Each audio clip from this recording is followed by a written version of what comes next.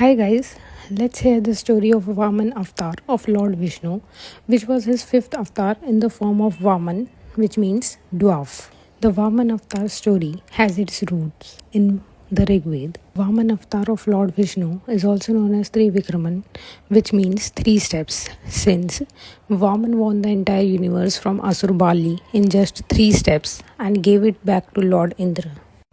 After gods obtained Amrit from churning the ocean, they became invincible and extremely powerful. The Asur king Bali then performs Mahabhishek Vishwajit Yagya after consulting Rishi Shukracharya on how to defeat Indra, the king of gods. After the Yagya, Bali fought back with Indra and defeated him. Thereby, the region of the entire universe fell in Bali's hand.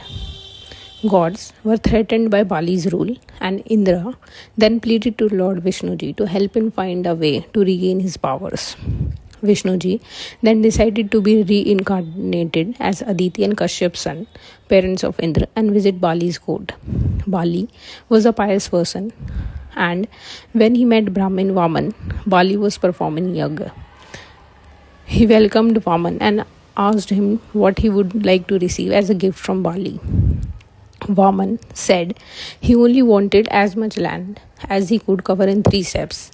Bali laughed at this small request and agreed readily. The young Brahmin boy Vaman then started growing in size and grew larger than the planet Earth in no time. He took his first step in which he captured the entire Earth and claimed Earth as his. His second step fell midway between Earth and heaven, which he claimed as his. Now, there was no place to claim for the third step. So, Vaman asked Bali where to keep his third step. Since Bali had promised 3 steps of land, he lowered his head and offered it for the third step.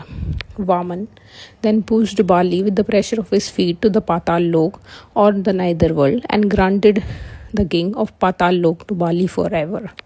Every avatar of the divine has a message or moral behind it. This story teaches us numerous morals. Surrender yourself totally to God, however strong and mighty you might be. One should never take anything to be permanent and granted in this world. Thirdly, one should always control one's senses. And lastly, a promise is